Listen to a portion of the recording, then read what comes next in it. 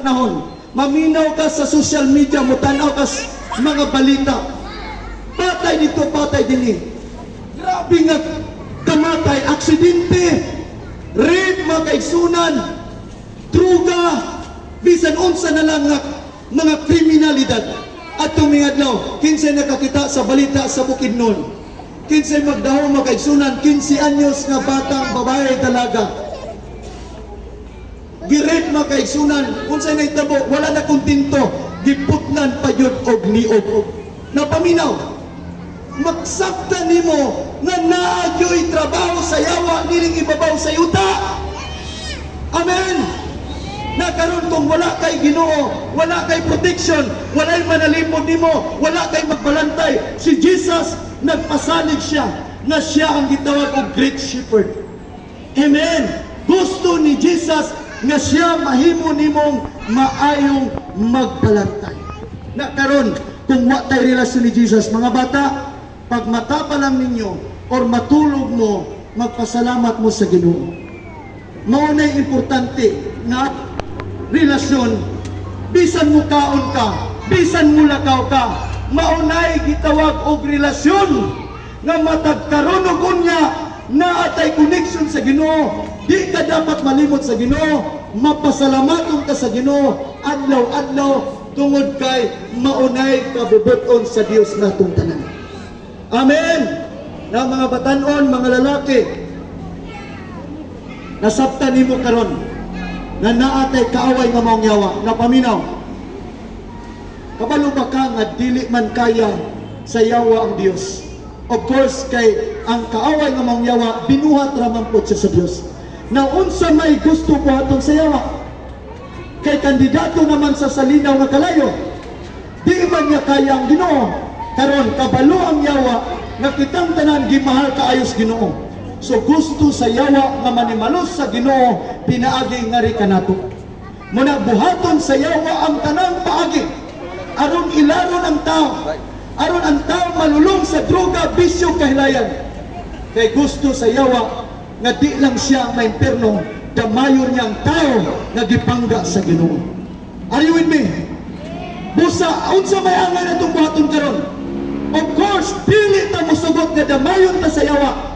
Unsay sikreto, unsay angay na itong buhaton, mintras mahimuta, di kinanglan mutuo ta ni Jesus. Amen! Ang kuno na to sa Jesus nga itong Ginoo maluluwas. Kay matod sa John 3:16 nga gi-recite kagina ni Stephen nga ang mutuo niya dili malaglag apan may kinabuhi walay katapusan. Atong palagpakan si Jesus. Unsay buhaton?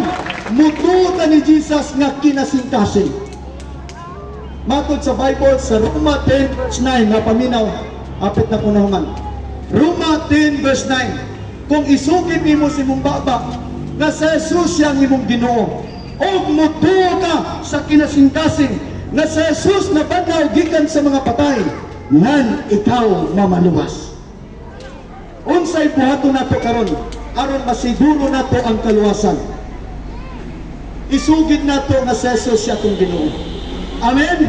Nganong importante ang pagsugid? Kanuman kay ang confession maunay divine connection nato as evidence nga we have faith diha sa Ginoo. Confession is ebidensya na siya, proof na siya nga nay kay pagtuo sa Ginoo. Isugid nimo unya dili lamang sa pagsugid, involved ang imong kasing-kasing. Amen. Apil ang atong kasing-kasing, di lang taman sa dila ng mga bata, mga ulitaw, mga mama. Karong orasa atong isugid nga si Jesus ang atong Ginoo. Ang pulong nga Ginoo or word nga Lord sa English, ang but pasabot ana sa Greek word is honor or agalon. Ang word nga Lord siya ang atong giisip, gi-recognize nato ang ownership sa Ginoo. Ang but pasabot nga way ato bisang gamay. Amen. Lakip ni atong kinabuhi dili ato. Muna nga subo kay tanan nga dagang mga tao mapaminaw nila sila itagya silang lawas. Now, what if moabot ang panahon moatubang man yun tas korte sa Ginoo? Muna nga ang challenge karon, mauni ang panawagan karon Si Jesus miingon sa duol mo kanatong gikapuyan kay papahulayon ko kamo. Unsa ba ang imong kabugat karon?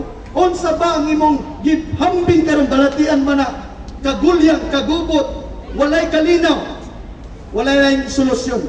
Kung gusto kag kalinaw, si Jesus ang source sa kalinaw. Kinsa gali ang bata?